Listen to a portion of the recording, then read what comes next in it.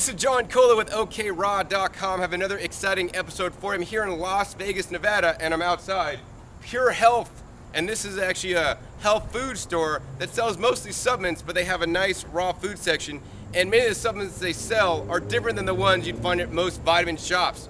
Many of them are actually whole food supplements, and I hope to come back here really soon and actually give you guys a store tour where I'm gonna bash on the crap and show you the stuff that may be better to buy. So Pure Health is the location of a talk that I'm giving entitled How to Use the Leftover Produce in Your Fridge. How often do you guys have like lettuce in your fridge going bad, or carrots going bad, or zucchini that's been in there for weeks they haven't used? Well, in this video, I'm gonna share with you guys a talk that I gave here on how to make a raw food soup out of whatever you have left over in your fridge. In my opinion, raw food soups are far more valuable and more nutrient dense than even eating a raw food salad. So why don't we go ahead and go to that clip where you can see how I teach you guys how to make a raw food soup very easily.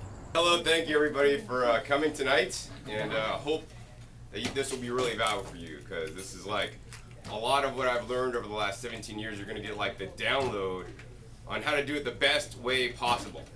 So the first thing is, I'd like to ask everybody here, how many people have heard my story before or heard me talk before? So a handful. How many people have seen my YouTube videos? Okay, a lot of people. All right, great. So I have over 1,100 YouTube videos, so if you like this talk, I have 1,999 more talks just like this one online, available 24 hours a day, 7 days a week. But yeah, so I do a lot of education that way, so I do give some talks here and there, and I enjoy meeting people and really talking to people, because I feel that the lifestyle and the way that I teach and what I do actually has saved my life. So to sum up my story without getting into, because I could give a whole talk on my story and get into it for like an hour and a half, basically what happened to me was back in college I had spinal meningitis. And then I got hospitalized. The doctors told me that I might not make it out alive. I'm sure maybe people in here know people that have spinal meningitis that didn't make it and weren't so lucky. So I was lucky, and I can't, thank raw foods for that, but I could thank higher powers. But what I can be thankful about is that I had the spinal meningitis, and that when I was leaving the hospital, I asked the doctors why I got it, and they said I had what's called complement immune deficiency syndrome. And basically, in layman's terms, I asked the doctor, what's that? Because I don't understand these big medical terms. He said, well, you basically have a compromised immune system based on defective genes. So you have bad genes, so you have a weak immune system, and you're more likely to get sick than other people. Because the night before I got spinal meningitis, I was playing broom ball at the ice rink with the fraternity brothers, and I was the only one that got sick. I didn't know anybody else in college or my fraternity. Nobody had spinal meningitis. Sick of me, where'd that come from? It's like people could carry around the cold. Your husband, your wife could maybe have the cold, and they're sick, but you don't get sick because you have a strong immune system. Unfortunately, maybe my immune system wasn't that strong at that point in time, and the doctors just blamed it on my genes because they don't know what else to blame it on, I guess. But what I did find out later is that, of course, you are what you eat and absorb, and, if you're eating maybe the wrong foods, maybe your genes aren't going to be fully expressed, and they have a new term for that now called epigenetics. So, if you could actually change how your genes, show by what you're doing, external factors like diet. So after I got out of the hospital, I knew that I needed to do one thing, because the doctor said, well, hey, you made it through this bout, the spinal meningitis, but you could have, I wouldn't have a reoccurrence because it was gone, but I could get it again in a different strain, because there's many strains of the flu, there's many strains of the spinal meningitis, there's many strains of all kinds of different bugs out there. But I could be susceptible to some other disease later and maybe not be so lucky. So at that point, because I was in there and, the doctor told me that I might not walk out of there, that's not a fun place to be, in your 20s or at any age. And so I really had to think about in the hospital, what was really important to me, was having $1 million, like every kid that, gets out of college, and the American dream, having a lot of money and all this kind of stuff. Is that really important, or what's really important if money is not important? Because even if I had $1 million, if I wrote the check, Mr. Doctor, $1 million, do not cash unless John walks out of here alive, it would have done me no good. So luckily at a young age, I really discovered that my health was in fact my greatest wealth. And I know that's a saying that's often said, but not taken to heart. And I strive to take that to heart as much as possible, because I did almost lose my life. And that I don't want to be in that situation again, feeling helpless and at the mercy of the doctors and the medical system. When, obviously some of the things that they do can be very helpful, but, some of the things may not, and I want to have the highest probability of staying alive and continuing the work I do and having fun. So that's really led me to basically having to find out what I need to do to have the strongest immune system possible, because obviously the doctors weren't able to do it for me. So that led me on a journey from, I started actually out of the hospital. I didn't know what I was going to do, so I saw a juice infomercial on TV. It was Jay Cordish, the Juice Man, and one thing he said in his infomercial was, you could start juicing and that builds your immune system. So that's all I needed to hear. I bought the juicer, started juicing, and I started feeling better. And one thing led to another. To make the long story short, I got on to colon cleansing and a little bit of colonics and cleansed out a lot, felt a lot better. And the Juice Man, when I bought the juicer, came with 6 cassette tapes, and one of the cassette tapes, the first one, said something I'll never forget. It said, "The one thing that prematurely ages you faster than anything else is cooked foods. Don't put cooked foods in your body." So when I heard that, I was like, man, this guy's a freaking whack job. Who does he think he is? Everybody I know eats cooked foods. My roommates, my parents, I was taught the 4 food groups in school. And I just didn't want to hear it. And I hit stop, flipped over the tape, hit rewind, and hit play. And then when he talked about, juice, parsley, celery, and spinach for your nails, for silica. And he'd have all these cool recipes. And I was into the recipes, but I wasn't that raw. He's like, don't eat cooked food. What's that? So I wasn't quite ready. But then later I got this cleansing book called Cleanse and Purify Thyself by Dr. Richard Anderson, talking about the Arise and Shine cleanse. And in that book also he says, if you're going to do this cleanse, afterward you should do raw foods. That was the second time I heard it. I'm like, that's weird. But the book was so enthralling and captivating, I decided to do that cleanse program and had amazing results. And then after that, I knew that I needed to stick raw, basically for the rest of my life. What happened specifically was that I was doing this cleanse program, and in the book specifically, he says you got to take psyllium, bentonite, and basically herbs and some chlorophyll, with many of the things they probably would offer here, and probably some good cleanses they offer here as well. But this was definitely instrumental in me going raw and seeing results that I want to keep it up. Because what had happened is, as a child, I had asthma, allergies, eczema, all this stuff that a kid has that doesn't have a strong immune system. I mean, these are all autoimmune related diseases, and unfortunately I had it as a kid. Maybe that was lucky, but a lot of nowadays people are getting adult onset asthma and allergies and all this kind of stuff. So I had a skin condition ever since I was a child, like a dry skin condition, and I always get teased as a child, they call me lizard skin, snake skin, and all this stuff. And it's hard being a different one, whether you got a skin condition, whether you're a different color, whether you're man or woman or just whatever. So it wasn't any fun. And the doctors, when I was a young age, my Dr. Messina, my pediatrician, would always go in because they'd give me hydrocortisone creams and whatnot, and it seemed to stop the itching, but it never made the problem go away. I think that might be like many drugs today, but that's just my opinion. But so he finally gave me some light of hope. I think I was maybe 10, and he said, "Okay, John, on your 13th birthday, your hormones are going to kick in, and you're going to grow out of your eczema." So I was so happy to wake up on my 13th birthday. It's okay, my skin condition be gone. I'm not gonna be teased. I'm gonna be a teenager. I can now date in high school, and all this kind of stuff. And I woke up and guess what happened? Nothing changed. So I was maybe I started getting dismayed at the medical profession at that point. But nonetheless, fast forward, that's just kind of a backstory. But fast forward to after I went on this cleanse, for the first time in my life, my skin 100% cleared up. And I remember this because I was taking a shower, and I remember just looking at my body in the shower, and I was oh my shit, my skin's cleared up. And it's I started crying. Now I don't know if I was crying because I was so happy that my skin cleared up, or so scared that I'd do this raw food diet for the rest of my life, because that's what they said in the book. If you go on this cleanse, you cleanse out, you can't put the stuff that makes you toxic in your body. Oh shit, man. So anyways, at that point I pretty much made the commitment, I'm going to do 100% raw like many people do, and I wasn't able to maintain that commitment. I've only been able to maintain a 99.999% raw since 1995. So that's pretty good. I'm not perfect, and I don't think anybody is, but I've been learning and growing as I go along, literally growing. But one of the other principles that I like to talk about to people too is also, what's called CANI, C-A-N-I, constant and never-ending improvement.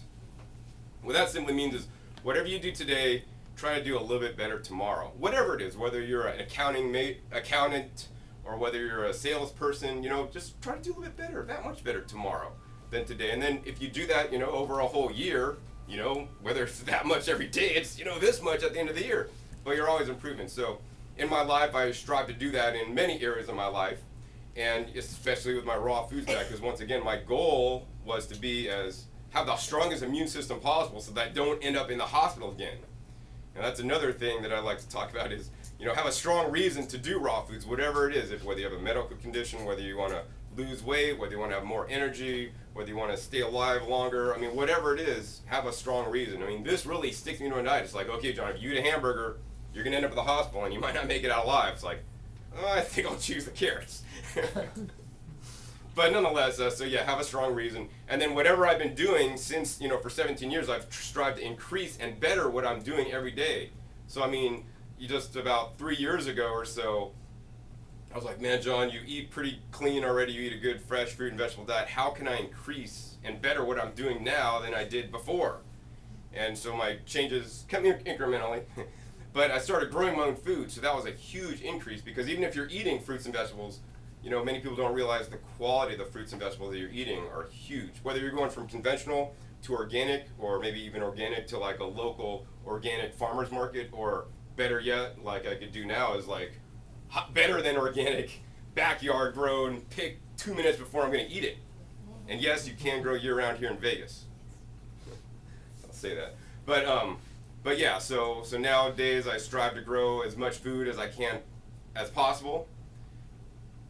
And I'm not all 100% there yet, but I'm growing more, and that's my latest things that I've been learning about, and also teach about too. I'm really passionate about teaching about growing your own food, whether you're raw or not. If you grow your own food, then you're going to eat a lot more raw. So I teach about gardening specifically at growingyourgreens.com, and I have at least a dozen videos actually specifically tailored to growing in the Las Vegas area if you are interested in doing that. But yeah, so growing my own food is really huge. And, so I learned over all these years of doing raw foods, there's a lot of, the other thing I want to mention is when I got into raw foods to begin with, there wasn't like raw food sections in the whole food store. There was no such thing as kale chips. There was no, cacao powder. There was no cacao beans. There was no agave. There was no, lucuma powder. There was no maca powder. There was no Incan berries. We could go on and on with all the new products that have came out since I've been raw. Now, are these things a good or a bad thing? Well, it depends on the item. A lot of things, in my opinion, are meant there to separate you from your money. So what I like to think about is, luckily when I got into raw foods, we just had, the mainstay was fruits and vegetables, nuts and seeds. In the beginning, I probably did more nuts and seeds than maybe was optimal, but at least it kept me on the raw. Nowadays, what I've learned is that our diet should pretty much be totally consisting of, for the most part, fruits and vegetables and nuts and seeds. So I eat nuts and seeds, but my ration of nuts and seeds a day is 1 handful, and if I'm feeling generous, 2 handfuls. And for me, that's about the amount of nuts and seeds we really need, because they are high in fat and they definitely have some good nutrition in them. But they could really, jack up the percentage of fat you're eating. And, we have this fat phobia in America, and, granted, so a lot of the fats that people are eating are probably not the right fats, but just because it's a raw fat or it's a vegan plant-based fat doesn't necessarily make it too good if, a big percentage of your calories is coming from fat. Because when you're doing that, you're lessening the other things in your diet that are probably more important, like, lycopene-rich tomatoes, or beta-carotene-rich carrots, or, lutein-rich leafy greens, for example. So let's see. So basically, to sum it up, the best way to include more fruits and veggies in your diet, if those are the things we should eat, it's very simple. Number 1, blending.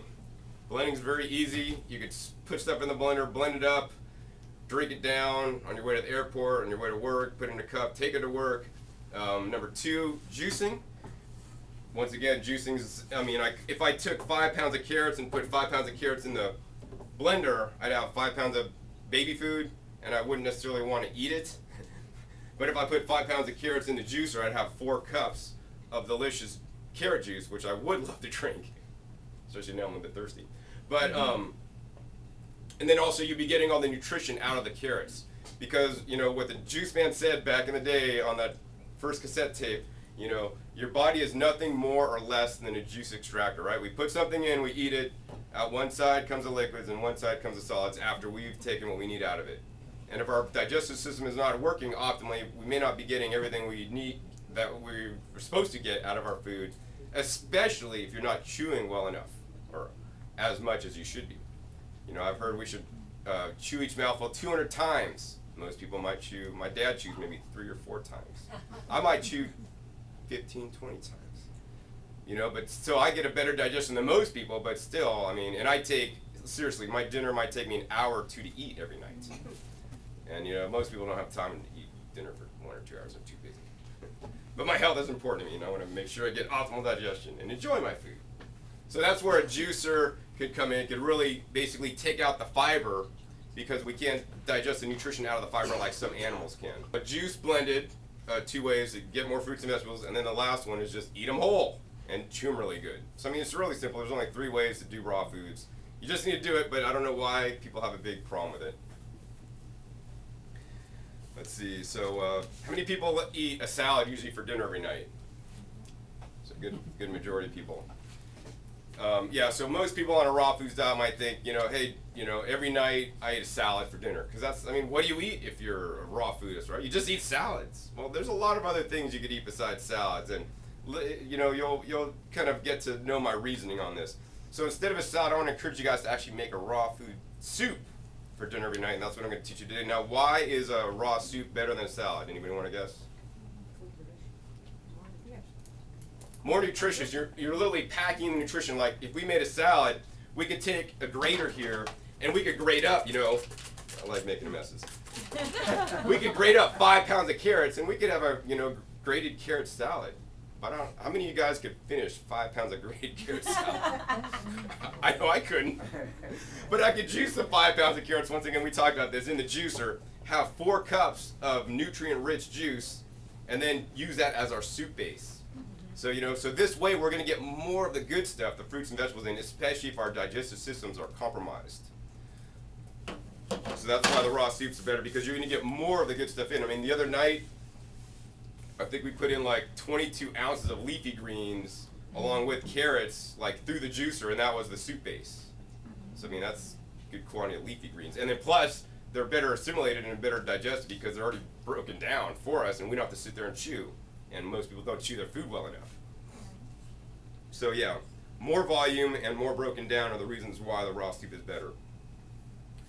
Now the next thing I want to talk about is, you know, why a recipe that you would make in your own home better than, like, you know, a raw food chef's recipe book. And this is kind of a contention I have about raw food chefs. You know, there's a lot of raw food recipe books out and a lot of people teaching recipes to people, and in my opinion, a lot of them maybe aren't the healthiest.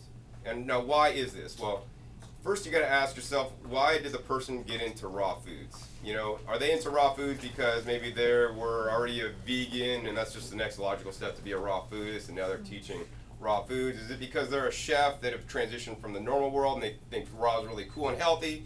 And while most raw foods are healthy, you know, there's a lot of raw foods that maybe aren't so healthy, and a lot of ingredients using in raw food recipes that aren't so healthy. And you know, one of the things we look up to, one of the people we entrust our health to, besides the doctors, like, you know, I talked about earlier when I had to entrust the doctor with my health when he said I couldn't make it out of the hospital and that was no fun. We literally entrust our health to the chefs, because if we pick up a raw food recipe book, we take for granted that the raw food recipe book that they're telling us to make is healthy for us or good for us to eat. And that's what we should be eating, right? Because it's in the book. It's their recipe. But in my review of many raw food recipe books, and I own quite a number of them, you know, most of the raw food recipe books, if you take a look at it, are number one, very high in fat. So, you know, a lot of their recipes are nut-based recipes instead of fruit and vegetable recipes. And I talked to you guys earlier about that. We want to eat fruit and vegetable-based recipes. We don't want to eat nut-based recipes. Now, while nut-based recipes are better than in McDonald's, they're not as good as fruit and vegetable recipes, and I'll argue anybody at this point, and they will not win. It's impossible. Impossible. So yeah, they're nut-based, so they're too high in fat, especially if they start including things like extracted oils, which oils are 100% fat. So I mean, just a tablespoon of oil is 120 calories, and that's a lot of calories. I mean, all these vegetables right here in front of you are probably not 120 calories. You know, well, maybe it is a lot of carrots. But nonetheless, to let you know, just one. So if you're making an olive oil vinegar dressing and you use like one whole head of romaine, like wow, that's a lot of romaine, and you use like 1 tablespoon of olive oil with some vinegar and pour that on, now you have more calories coming from your dressing than your lettuce, and it shouldn't be that way in my opinion. So I like to use whole food sources of fat. So macadamia nuts, Brazil nuts, almonds, walnuts, pecans, avocados, coconuts, because they have fat, but they also have other plant sterols and phytochemicals and nutrients in there that are good for us besides just 100% fat. And once again, many raw food chefs will use oils in there. Another thing that pops up a lot in the raw food recipe books are the salts. And I mean, even in the regular world, they say don't eat too much salt. But now, because it's a Celtic sea salt, and because it has some, trace mineral contamination, meaning it has other trace minerals besides just the sodium, it's supposed to be good for us. When in reality, it's still like 5% plus sodium with a small amount of trace minerals in it. And it's still sodium, it'll still jack up your blood pressure, if you get too much of it. Now, yeah, we do need an adequate amount of sodium, but the sodium in the amounts that I'm seeing in raw food recipe books, oftentimes way too high in my opinion. So then once again, we're trusting these chefs in these books that are writing these books that got into it because they're a vegan, they turn raw because they want to break into the raw food chef world. Now they learn how to do it, but if the people are not teaching the best stuff way to live, because that's just the way they've been doing it for a long time, maybe we're following followers that aren't actually doing it to be healthy or something, because they're just not healthy recipes. So the recipes that I teach are actually what I eat, because another thing that's interesting is that some of the chefs actually don't eat what they teach, which I have a big problem with that. I actually eat what I teach, and I had 2 raw food soups the last 2 nights. This is it. Fruits and vegetables, that's all we really need. So it'd be far better to make your own recipes and follow somebody that doesn't know maybe the healthiest way to do it, if, of course, that's your goal. If it isn't, then follow the recipes by all means. Because also the other thing that chefs do is that they make things that taste good. So, and if you want something to taste good, maybe you got to follow a chef's recipe. I think I make things that taste amazing, that could also be healthy, to build my body. Because once again, my goal is not to anything else but to be as healthy as possible and most nutritious, that I don't end up in the hospital again. And so that's how all my recipes are. So yeah, don't entrust your total health to the chefs, or at least be aware of it if you are, and substitute some things out if there's like too high fat. Maybe modify the recipes and use their stuff as a base, which could be good. But I want to teach you guys how to make your own recipes so that you don't have to be dependent on recipe books. And that's another thing that I really want to teach people I want to teach people how to think for themselves, because in America we're taught to follow a lot, and I think that's a big issue because it causes a lot of problems when people don't think for themselves. So like, in a lot of things, like in the raw food recipe book, if you're going to do a recipe, you got to get, these certain ingredients. Then you got to go to the store, buy these certain ingredients. What if the store's out of something? What if the chef's using some crazy, maca powder that nobody has? I mean, then you can't do the recipe? Well, every recipe that I make every day of the year is not based on a recipe book. It's what I have fresh in my garden. It's what I have in my fridge. And this is how it should be. You should just use whatever you have. It's what you got to use to make something, and you have to figure it out and be creative on how to do this. So at least I have a system on how to make a raw food soup with whatever you have available, and I'm going to share that with you guys tonight. It's really simple. Oh, before I get into that though, here in Vegas, my garden isn't too big in Vegas, but I do have about 12 raised beds, 4-foot circle, and I have a lot of stuff growing. But I do buy produce in Vegas, and I did mention in the marketing that I would share my favorite places. So my favorite place to shop in Vegas actually is the 99 Only stores. This week, actually, I got 11 ounces of organic spring mix for $1. Before, in past trips, I have gotten 16 ounces of organic spring mix for $1. That's really rare. But 11 ounces, that's probably maybe happening, I don't know, 40% of the time, but pretty much 80 to 90% of the time they have the 5 ounces of organic spring mix for $1. They could have spring mix, they could have, they had baby kales one time for $1. They had a power green mix, which was like baby chards. They had like a frisee mix, a arugula mix, a spinach. They have like a bigger selection than Whole Foods for $1. But you're not guaranteed to find it. Some dollar stores don't have a produce section, and sometimes they just don't get them in. So what I do is I have like 3.99 only stores near my place, and I'll go to all of them, and usually one of them will have some, and sometimes they're not in the case, so then you gotta look behind the ones that are in display, and then like look for the boxes in the fridge, and if you see something that says organic, and I'm sitting there opening all the doors and looking, I'll like get a guy, hey, can you get those out for me and stuff. I'll buy the whole case. So yeah, I got a case of organic spring mix, 11 ounces, 6 of them for $6. So that was like pretty much, yeah, amazing deal. So that's probably my favorite place. No, I've also gotten at some points organic oranges there. They won't be marked organic oranges on the bag itself, but if you look for the sticker on the orange, it'll start with a 9, because what happens is if there's an influx of produce, and that maybe the organic there's so much in the market right now, and they just sell it as conventional, and they just bag it up and sell it. I've also gotten organic apples and pears there too, but that's pretty rare. But yeah, all the greens, is pretty consistent. So that's my favorite place. Another favorite place is called Sunflower Market's now called Sprouts. And you go there on a Wednesday. If you go there on a Wednesday, they got the double ad day. So their ad goes from Wednesday to Wednesday. And if you go on this Wednesday, then the sale is, you could get this week's sale, which is probably like 6 organic produce items, and next week. So you get like a double sale, so you could shop less. And you'll get the benefit of both sales, so you get the best prices. Another place actually I like a little bit, is Vons. Vons has an organic section if you're one of their card member people. Sometimes they have some good prices. In general, I find Vons is the lowest price for organic celery. Like this trip, it was $1.69 a head. I think like even sunflower was like $1.99, and Whole Foods is like even more. Oh, another place too I like a lot is Costco. So Costco is my second place for like spring mix and organic spinach. If I couldn't get it at the dollar store, because theirs is like $3.79, $3.99 for 16 ounces. So the dollar store a little bit cheaper, but they might have more variety at the dollar store. Like some of the baby kales and the arugulas, and always at Costco they have only the spring mix and the spinach. We're getting baby kale now, organic baby kale. Oh yeah, they did. They had organic baby kale actually this last trip. I just went there And 2 days it's ago. about time. It's a big bag. Yeah, too. yeah, it's like Pound and 2.5 pounds or something. Pound and a half. Oh, pound and a half, Pound and a yeah. half, and it's lovely. And that's like, yeah, that's great. Once again, great for juicing. Yeah. And the baby kales and actually the baby greens are, in my opinion, better for eating for us too, because they're more tender greens. And the tender greens, not as fibrous. They're more digestible, especially if you chew them well or blend them or juice them. So yeah, Costco. They also have Costco regularly has organic carrots, 10-pound bag for like $4.99. And like, let's see, last week, Tuesday, they had organic strawberries, 2 pounds for like $4.99. This week they're out of them, and like about a month or so ago, they had like organic blueberries for the craziest, lowest price you've ever seen, but they're not going to have that because blueberries are out of season. And I've gotten also organic apples there before, about I think 80, 90 cents a pound in like a 10-pound bag. So you just got to check, But so like I like to shop around. Oh, the other place, my favorite place to shop in Vegas is the Thursday farmers market at the Spring Preserve.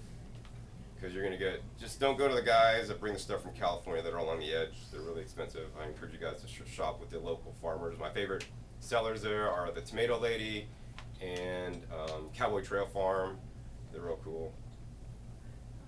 Oh, and then the place against the back wall, we got a watermelon this big for like $5. It was so big I juiced it all today. It made 2 gallons of juice for $5.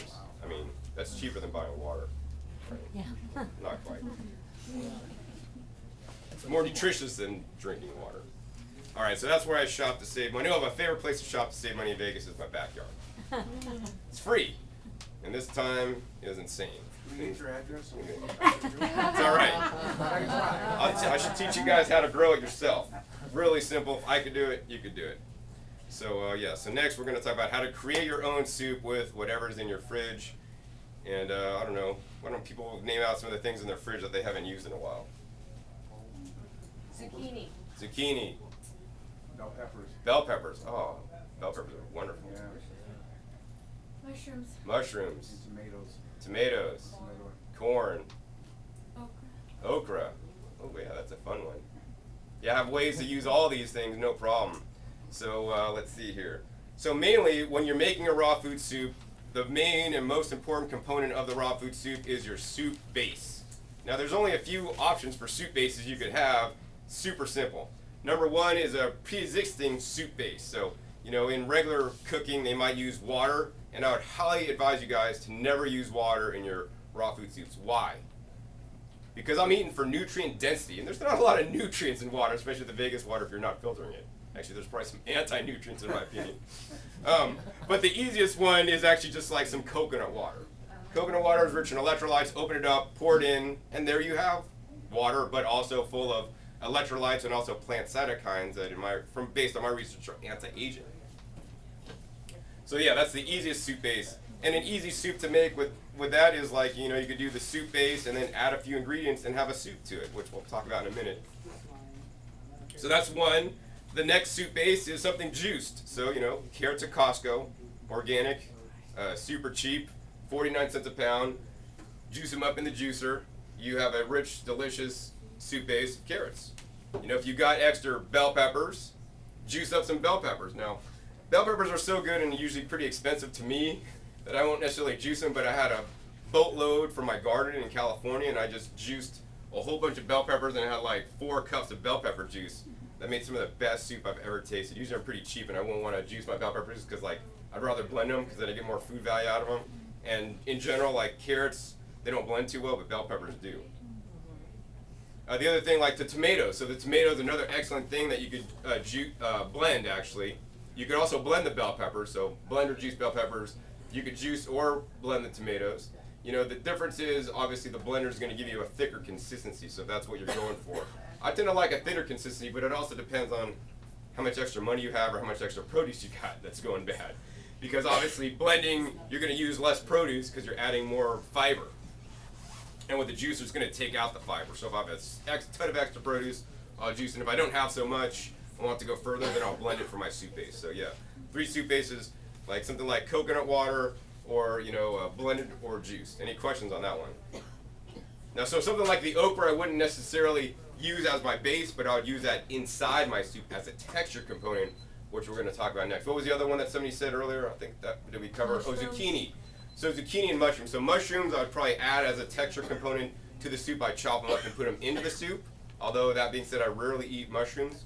And then the zucchini, I'd probably actually juice the zucchini to put it in as the base if I had a lot. And then also what we're going to do too is we're going to make a texture component with the zucchini with some of the special tools I have here.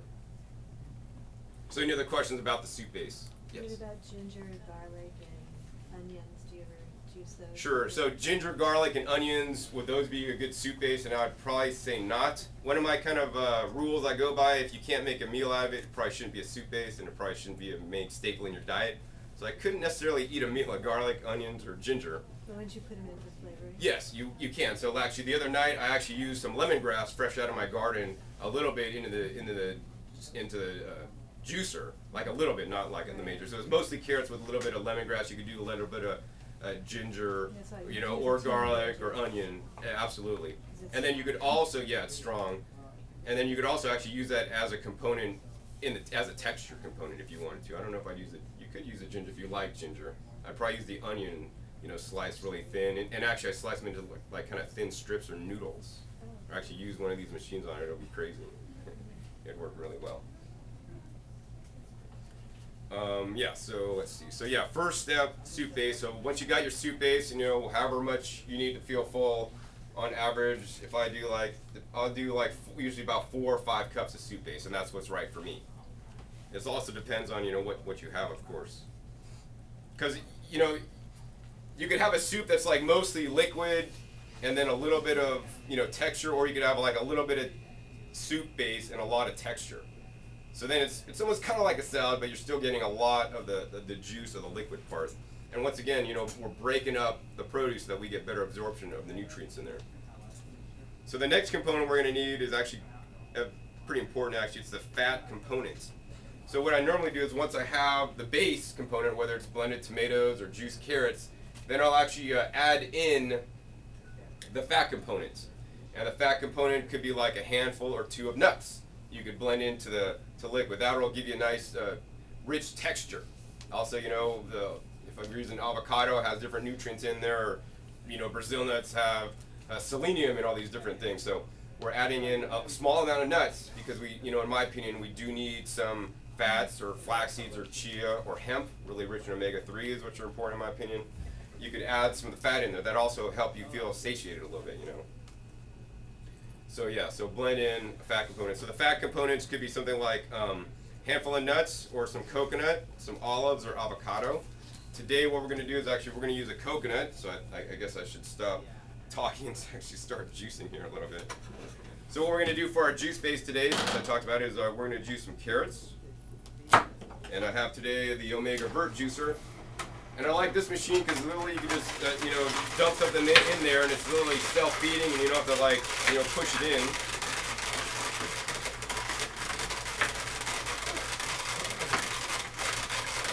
And once again, you know, our bodies are nothing more or less than a juice extractor. You can see the juice coming out this side, the pulp coming out this side.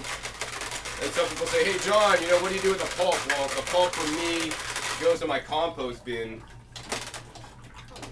Some people like to use it maybe as a carrot cake or something, but I mean, it's mostly fiber. And there's a little bit of juice left in there if you're really cheap and want to be thrifty. People turn it into, you know, raw food crackers and whatnot, but for me, it's just not worth dealing with. I got what I wanted out of this side. All right, I think we're down to like 2 more carrots. Probably got about 4 cups of juice.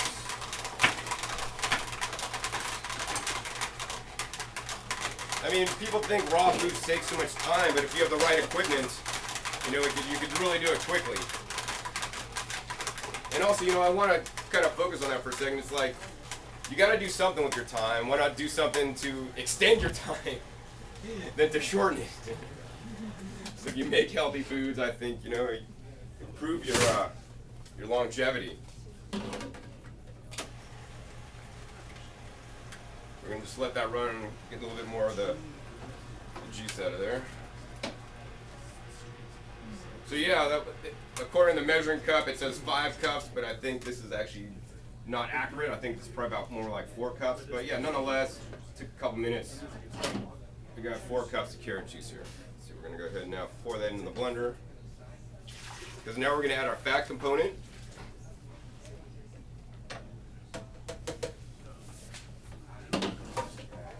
And what we're going to do for our fat component is a coconut. So I have, this is probably like a white coconut. Now people may be familiar with the Thai coconuts, so I'll buy these sometimes. But I also like to get the white coconuts because there's differences between them. This one actually is wrapped in plastic and it's actually dipped in fungicides and sulfites. So I don't like to take the plastic off generally. But these ones, based on my research, are not dipped in anything. The water's sweeter in there and it's not quite as sweet in here, and the meat's a lot thicker in here, so it's a lot fattier. So if I was using this as my fat component, I'd actually just use the meat, everything, meat and all, just blend it in there, make it nice and creamy. But because this meat is a lot more thicker, it's a lot more chunky and it would leave a lot of grit in there, which I don't necessarily like. So what we're going to do is actually we're just going to crack this coconut in half. And I already took the water out actually earlier. And it's really easy to do. You can see you just have the coconut in there. And I drank the water out of that before I came because I was thirsty. And I have a special tool to actually get the meat out. And this tool goes between the shell and the coconut meat. And we'll just put it in there and pop the meat out, because this can also be a task. Do you sell those tools? I do sell these tools. Yeah, I didn't bring any with me today. But they're available online at youngcoconuts.com.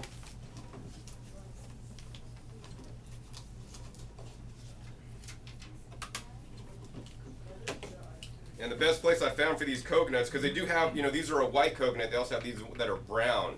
So the difference between that is that the white one's younger than the brown one. The brown one's more mature, it has thicker meat, and usually there's maybe only half full of water, and sometimes, a lot of times, the water is actually bad, depending on where you buy them. If you buy the coconuts, you always want to buy them at a place where they turn a lot of coconuts, which means they sell them a lot. Because if they're not turning them, they're sitting there and they're going bad, and you're not going to know it when you pick them. So the places in town that I like to buy the coconuts are, in general, a place like, what is it called, Mariana's, the Mexican market there. They turn their coconuts really fast because the population, you know, uses them. They're not necessarily the cheapest. These white ones actually I got at Sunflower, and they're pretty fresh. Although I saw some evidence of mold near the eyes, but they're still fine. But these ones are about $1.50 each. The other coconut that you'll see if you go to an Asian market here in town is you'll see the Thai coconuts that are wrapped in plastic but that are round. And I advise actually against getting those. I don't know the treatment on those. And plus, I've had a very high percentage of bad ones that are kind of bad, so I don't like to buy those ones. So we're just gonna take out the coconut meat, the chunks, and drop it in there. Now another thing you could do is you could get, you know, the dried coconut flakes in the store and use that as a fat component, but I recommend using fresh ingredients whenever possible. And actually those to me, like, I'll have a bad reaction if I eat those. Number one, those to me, like, they're really dry. They don't have a nice, rich, full-bodied flavor. It's almost like eating paper or something. Plus, I think even though they say they're not bleached or whatnot, I think they are because they're so white. Because I know that because I take this coconut. Another thing I'll do with this is I'll grate this out with other tools I have, and I'll basically dry it in my dehydrator at 118 degrees, and it never looks super all white. And the other thing that happens is once I'll bottle it up and put it in my cupboard, and in about 3 to 6 months, it'll go rancid. But the stuff that's stored never goes rancid. And we want to eat things that spoil. We don't want to eat things that'll stay on the shelf forever, like a McDonald's hamburger that could, you know, be underneath a dome glass for 5 years and look the same without any mold even eating it. So today I'm using the coconut, and this is actually a much more cost-effective fat source than, you know, buying some nuts, because it's a lot more food, literally, for this was $1.50, and I got to drink the water. To me, the water is the main benefit of the coconut, and the meat's just, you know, something extra to use, which is nice too. So we basically got the carrot juice and the coconut. Now we're just going to simply blend this up. All right. So yeah, now we got all this blended up. You could use this as the base if you'd like, but it's very chunky. So what we're going to do is you could run it through a nut milk bag. Oh man, look at the color on that. It looks amazing. But I'm too lazy to be using nut milk bags, and they're a pain in the ass to clean. So I'm going to once again use my favorite juicer. And all we're going to do is we're going to simply pour this mixture through the machine. Once we get this going, in a minute you'll see like the pulp coming out is just pretty much the white fiber that didn't get broken down by the blender. So now we're getting a nice extraction here of basically it's a coconut carrot milk now, because this is what coconut milk is. Instead of using the carrot juice, if I use water and coconut blended and pour it through here, we'd have coconut milk. This is carrot, coconut milk. That's our base tonight. Doesn't sound delicious. So we'll let this run a little bit while we move on. So that's our soup base. So we got the soup base plus a fat component. Now we're going to need a texture component. And this is where you could kind of get creative. So the texture component could be different textures. So let's see, what are some of the things I brought today? So one of the textures I like to use is like, these are actually sun-dried tomatoes from my garden in California that I make every year. And I'll just add actually chunks of sun-dried tomatoes or chopped up sun-dried tomatoes into the soup. And that'll actually rehydrate it, so then it's rehydrated. Plus it'll also give you a nice chewy texture if that's what you're missing. Another thing I might add sometimes is I'll use some sauerkraut. So sauerkraut will add a flavor component, but also it'll give you some texture in there. It'll give you that zing, plus also the beneficial, you know, probiotics in there too. Another thing we could do is we could make noodles. How many people own one of these guys already? A handful. So this is called a spiral slicer, and what this allows you to do for most raw food recipes, what it allows you to do is actually take something like a zucchini and make angel hair pasta. There's different kinds of these. Some make thinner noodles, some make thinner. This is the angel hair because it's a thin noodle. This one here actually makes the angel hair and also the thicker noodles, maybe like the fettuccine. I'm not Italian, so I don't know all the different names of the different sizes of noodles. But and normally you would use one of these tools to make a raw food pasta. So you'd take your zucchini, you'd center it up on the little nub there, and put it in place. You put the top on, lock it into place, and turn it. All right. And when you do, you're going to get these long noodle-like strands. So, you know, imagine, like, one of my favorite soups before I was raw was an udon soup. Anybody ever had Japanese udon soup? Yeah, I loved it. So, like, in the udon soup, it was like noodles with a whole bunch of stuff cut up and just put in there. So, to me, this is like, you know, an udon soup. I can make my noodles. This is a, you know, texture component, because now I got the noodle texture. It also got some more fruits and vegetables, because there's zucchini. You could also use something like, you know, the English cucumber works well in this tool because it doesn't have the seeds, but you can't use a standard cucumber. But the English cucumbers work well. Another thing you can do also is something like, so besides the cucumbers and the zucchini, the thing I like to do is Daikon Radish. So you can take a Daikon radish and put it through the slicer, and if you don't like the hot spiciness of the radish, one of the things I like to do is actually just soak it in water like overnight.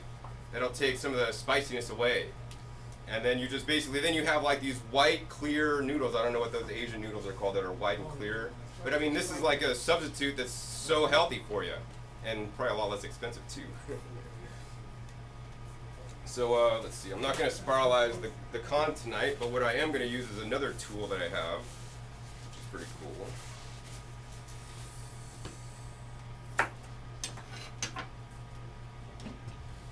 That's this guy. That's like basically like a julienne slicer. So you just take this guy, and as you saw earlier, you could just. This one's pretty fast. It'll make match-like strips out of whatever you're putting through there. So once again, this is another texture component. It's not like long noodles, you know. I like to really play with the food textures because it really makes a difference when you're eating the food. I mean, we could have long noodles, or we could have thin little shreds. So I'll add a couple different textures. I mean, we could even take more carrots and do the same thing, you know, with the carrots like this. Or the other night, what I used was the butternut squash. So this is an immature butternut squash. Here's a mature one. You could also use the butternut squash in one of these ways. The mature ones are much softer, so we could take this and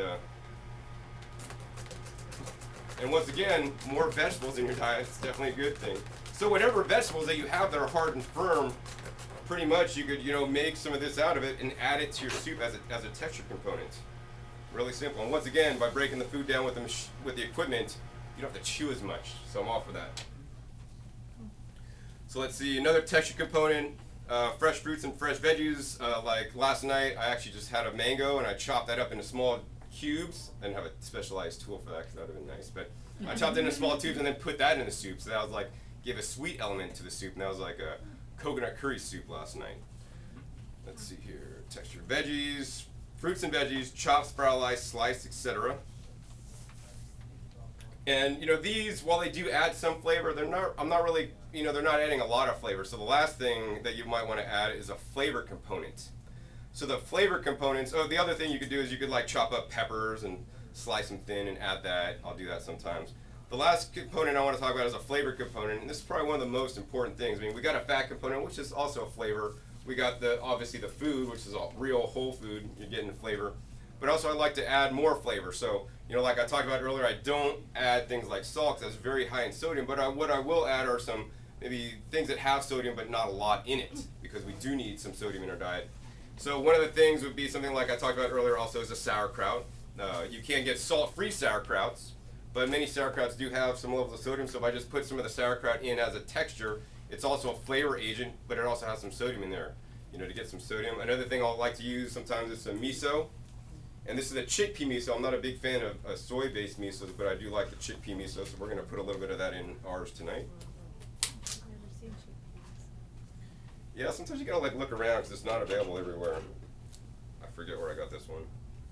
So we're gonna put a little bit in there. And this is once again a fermented food.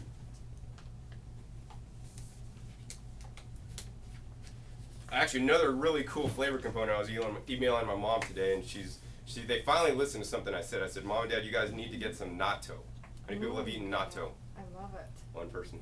So natto is an amazing food. It's actually one soybean product that I actually do love and consume regularly, actually. Natto is basically fermented whole soybeans. How do you spell it? Natto. The unfortunate thing is that it may be actually hard to find here in Las Vegas. The problem is most of the nattos are imported, and when they import them, they freeze them. And when they freeze them, you lose a lot of the beneficial nutrients and things that are good about it. And so luckily in California, there's a brand that actually makes it organic, because as we know, soy is also a big GMO crop. They do make a organic natto. And the benefit of the natto is mainly the vitamin K2. Now we get, if you're eating an all plant-based diet, we get a lot of vitamin K if you're eating, you know, leafy greens and a lot of vegetables and stuff. But you're not getting any K2, and that's why some meat eaters would say, oh, you need to eat meat for K2 and some other nutrients. But you can totally get K2, and actually it's a better source of the K2 is the natto than any other food. Actually, here you guys probably sell the natto in a capsule if you can't get the real stuff. So I always recommend getting the real stuff, the real food first, and finding the nutrient that you want to get from the real food instead of taking the supplement. But if you can't find it, then I recommend taking the supplement. And that's one of the reasons why I like the health food store here, is actually they have a lot of whole food supplements that are basically just powdered up beets. It's better to eat real beets, but they got powdered up beets if you're traveling and you want to take some beets with you and on the plane and put in the water and have like an instant beet juice. So yeah, so you got some miso. Yeah, so the natto, really good. That actually adds a nice flavor component because the natto, she knows it's a unique flavor like nothing else. And my mom was asking me, I got the natto, John, because also natto in the K2 has to do with basically a calcium going and coming from your bones. And my dad's having some issues with falling lately, and his diet's probably could be better, but at least they're doing the natto.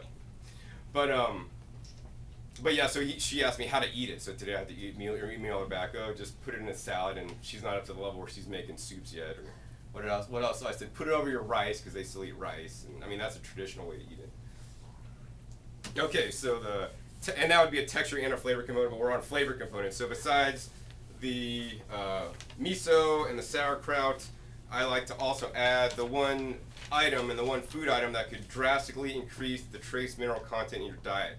I don't know how many people know this, but if you just go back to the 1950s and the USDA has assayed foods in the 1950s and how much nutrients are in there, and took the same foods grown today, and there's significantly less nutrients, including trace minerals, in those foods today. Now, what changed? Well, in my opinion, it's the farming practices, also possibly having to do with the different varieties of foods that are being grown, because the foods that are being grown today are the foods that'll ship well, store well, and farmers won't lose their money and their profits when they're in transport. The foods of the 50s, they're more consumed, a lot more locally than today with all the shipping foods around the world. So that could be a thing, but the main thing is the soil depletion. And even organic farmers, if you buy organic from the store, in my opinion, unfortunately, most of them are not doing the things that they really need to be doing to drastically increase the nutrient quality of food. Now, yes, it's definitely better than conventional, but organic farming has practices that say, you can't spray this, it's what you can't do, but it doesn't say what you should or should be doing. So, even if you're organic, doesn't mean you're putting trace mineral supplementation in your soil to grow healthier plants. It doesn't necessarily mean you're using a lot of compost, which many of them already do. It just means that you're not putting, really toxic stuff on there. But the one thing where you could get your trace minerals if you don't grow your own food like I do in nutrient-rich soil is very simple. It's the sea vegetables. So I have several different kinds up here, and this is the way to increase your trace minerals. Many people, in my opinion, are deficient in trace minerals. Actually, most people are, and the sea vegetables are the easiest way to get those back in your body. And most people do not eat enough sea vegetables. So these are probably some of my favorite. This is literally called sea spaghetti, and this stuff, if you miss like spaghetti, this stuff is crazy. You just soak this stuff, and it's like these. I'll show you. These are just little it's like little noodles, but they're just like this. And when you soak them, they literally come like spaghetti. They're that same texture. And the thing is, a lot of people don't like seaweeds because they taste fishy. These, to me, have like virtually no fishy taste to it. So you just soak them. They're ready to eat. The negative thing is they're actually kind of expensive, but they're good, and I like them a lot. So I eat those. But there's other seaweeds too you could get. In this one, I have actually probably one of my favorite ones. This is just a bag I have of dulse. So dulse seaweed, red seaweed, D-U-L-S-E, one of my favorite. It doesn't have a fishy flavor either. And some things like kelp, really fishy flavor. I don't tend to eat it a lot. Although I just found, I met a guy when I was at the Mother Earth News Fair in Pennsylvania like last week, like a week ago. And he gave me this actually seaweed supplement in a bottle, like these 3 varieties of seaweeds, and it's pretty good stuff. And then there's other kinds at the Asian market you get, and it just says brown seaweed. I think this is maybe a wakame, but I can't read, I think, Korean. And let's see, then you have your standard, your nori. So even if you have nori sheets, you can just tear these up and actually put it into your soup. One of the things I like to do is just take the nori sheet and just cut down and cut small strips. Then you have noodle-like strips. But that's an expensive way to get your nori, because these packets, when they form into the paper like this, really expensive. The cheaper way is actually to do something like this. This is the same nori right here and here. It's actually called laver. And this is actually the laver as it would more come out of the ocean before they make it into the nori sheets. And so this is significantly less expensive, and you can just take some of this off and put it in your soup. The one we're going to use today, because it reminds me of chow fun noodles. How many people ever had chow fun noodles? Like when I was a kid, I used to have chow mein, and the chow mein noodles are like the little like spaghetti-like noodles for in Chinese cooking. But they had chow fun noodles, which are like the chow mein noodles, but they're like not cut up, so they're like long strips, more like some kind of strippy pasta. I don't know. Lasagna. But yeah, so these guys, they remind me of like the chow fun noodles. And this packet's about 2.5 ounces and about, I think it's like $2.50. And you don't really need a lot. This stuff expands. You guys are gonna be amazed at this. So watch. We're gonna put a very little amount in here. We're just gonna literally cover the bottom there. So this is wakame, W-A-K-A-M-E seaweed, and we're just gonna let this soak.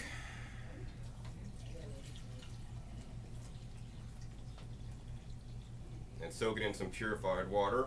So this is a flavor component, but also it's a big texture component for me too. Plus it also ramps up the trace minerals, which are important. Other flavor components you could use, obviously some small spices. Obviously, use fresh spices, or like the ginger, juiced up a little bit, or I juice lemongrass, or sometimes I'll even, the other night I cut up basil and parsley out of my garden, just put it in there, And the easiest thing by far, if you're not growing anything in Vegas, to grow in Vegas is herbs. A lot of the herbs are really simple, easy to grow, without, as long as you water them, without much care. My sage was crazy. It grew like crazy. I have so much, I can't even eat all the sage. I use sage as like a flavor component. It's not like I'm gonna eat a meal out of it. But sage, rosemary did really well. In the summertime, basil is the easiest thing to grow here in Vegas. I mean, my basil plants are like this tall. It's insane. Stevia is another excellent one to grow too. It does great in the desert here. But we got these herbs. Curry powder, used this last night. Cajun seasoning. You can also get like Italian seasoning, taco seasoning, all different kinds of seasonings, And once again, you're only using a little bit of this, and if you use a little bit of this stuff to make your stuff taste good, and you're gonna eat it, it's definitely good.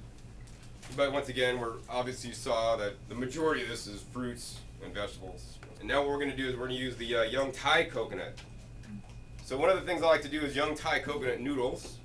And so you take a young Thai coconut, I'll get the shell fragments out, and they have these special tools like this. And this is the coconut noodle tool. So you just like put this in, and you take your time and go around, if I'm gonna do it properly today.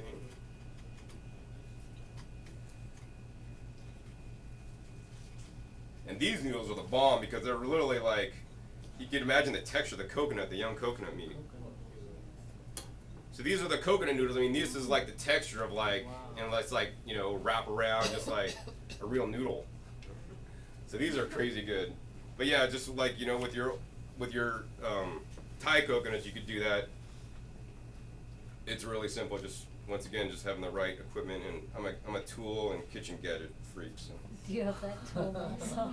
kind of works out. So yeah, if you want to buy one of these tools, the best source is actually the website ubraw.com. It's actually Ronnie and Min. Actually, they're out in Mesquite. But yeah, you could make some. These are some. I think that actually looks like udon noodles. What's the other side? Looks like it has two sides. Oh yeah, so this other side is for like if you want to like get the coconut out of this. It's like a cutting thing. No. Like that, yeah. But this is not the best tool for this. Maybe it's probably better for the younger meat here for cutting it out. But I don't know, it's not too interesting. This is the better side.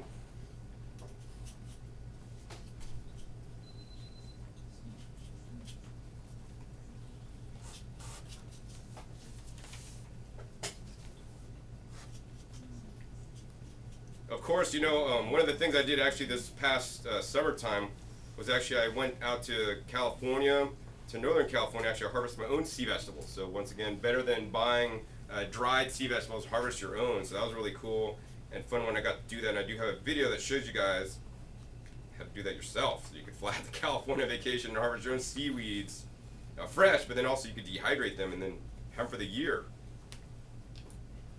And in California, it's illegal to harvest 10 pounds a day.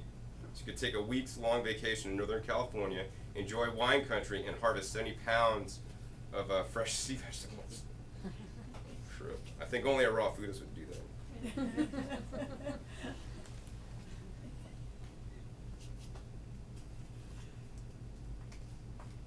But yeah, so I'm just getting some noodles out of here. But check that out. I mean, look at how much that expanded. Isn't that amazing? Wow. Like it Yeah. started out as like nothing. Right. That's crazy.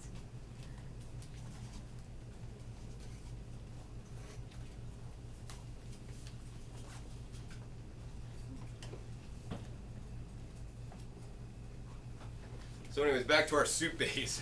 What I didn't get to do yet was add in some more flavor. So we did put in the miso, but we didn't blend it up yet. Another thing I like to do at this point is if I do have peppers, like instead of juicing all the peppers, because that would, you know, wouldn't make a lot of pepper juice. And if I had like 1 or 2 bell peppers, or well, if I had hot peppers, I just blend them up like this. But if I had some bell peppers that I didn't want to necessarily juice, because the peppers are so easy to digest because they're softer, they're not like a carrot. I'd rather actually just blend them into the mixture and have a little more texture in there for me.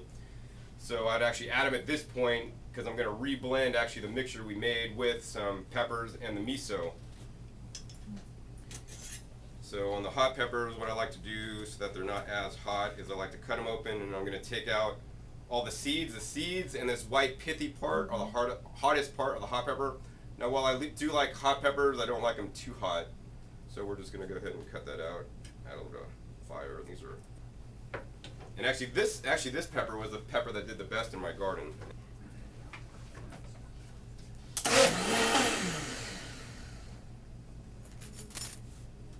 So first what we have to do is we have to drain out the water out of the noodles. And you can see, I mean, that really expanded a lot.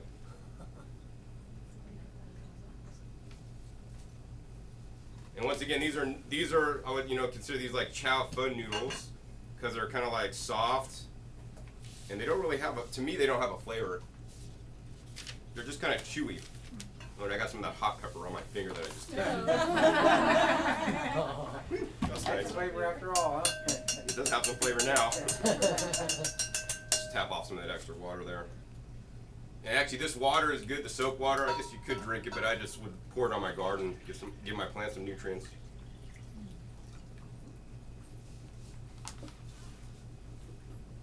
So now we're going to add all of our components to our soup in the bowls. We got the wakame, we got the zucchini noodles.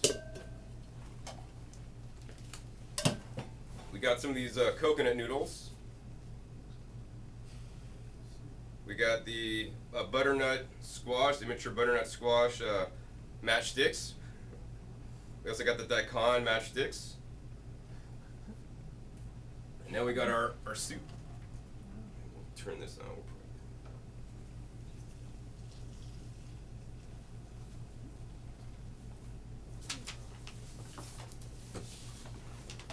But we're not done yet. We need to do 2 things. Number one, we'll stir it up a little bit and mix it all up. Last thing I like to add is, I always like to make things look beautiful. I mean, that's already a pretty beautiful color, but what we're going to add now are some flowers. So these are actually marigolds out of my garden. And the marigolds will also add some color, make it look nice, but also more importantly to me is, I kind of like to eat functionally. These actually add lutein and zeaxanthin. And if you go actually in their supplement store, they might have a supplement made out of marigold flowers. Do you guys have that one? Sean, do we have that one? Yep. Yeah. So why buy the supplement, right? Eat the foods. But the problem is most people don't eat the foods. When they're not eating the foods, you gotta buy the supplement. So we're just gonna sprinkle those on so it looks pretty and also gives you some of the nutrients that are in here. Now I wouldn't eat these in large quantities because they do have an interesting taste, but a few here and there definitely cool unless you get used to it because it's a different taste and most people aren't used to it. Yeah, so that's pretty much the soup we made, and that'd probably be, I don't know, that's probably more than a dinner for me. Right there, I can't tip it up to show you guys the top, but so let's review actually real quick for you guys. So the steps to have a raw food soup. Number 1, have a soup base, right? Very simple, either like coconut water, easiest one, open the coconut. Oh, and actually let's talk about that for a second. So the easiest soup base is basically you're going to want to choose one of each of these items, unless it's a texture or flavor, then you're going to add several. And this depends on what you have. So the soup base, it could be the coconut. In the example, we'll do like an easy one would be like the coconut water, blend it up with some miso, with some zucchini noodles or cucumber noodles, or the daikon matchsticks. I mean, that's basically like miso soup right there, but it's a super nutrient-dense, uncooked version because now you're using the electrolyte-rich coconut water as your base instead of water. You also have the miso with the probiotics in there too. So, I mean, what's that? 3 ingredients. It's real simple. So yeah, soup base. Then you want to have your fat component. Today we use coconut. You could use a handful of nuts, a handful of seeds, maybe an avocado or two. The young coconut meat, like we did. We made the coconut milk. You could use some cut up olives in there. I like to put cut up olives in there sometimes. Then you want a texture component. Once again, the texture component is more fresh fruits and vegetables, sliced up or diced up in unique ways, whether it's sliced, diced, or noodled or match sticked. So I have fruits and veggies, chopped, spiralized, sliced. Then we have the flavor component. So the flavor component could be something like, the miso, the sauerkraut. Don't forget about the nutrient-dense trace mineral seaweeds. And then maybe some herbs and spices. Either fresh herbs are best or some dried ones. Another thing I like to do is, if we put the sun-dried tomatoes or dried vegetables in there, it'll rehydrate and also give you a little bit different texture.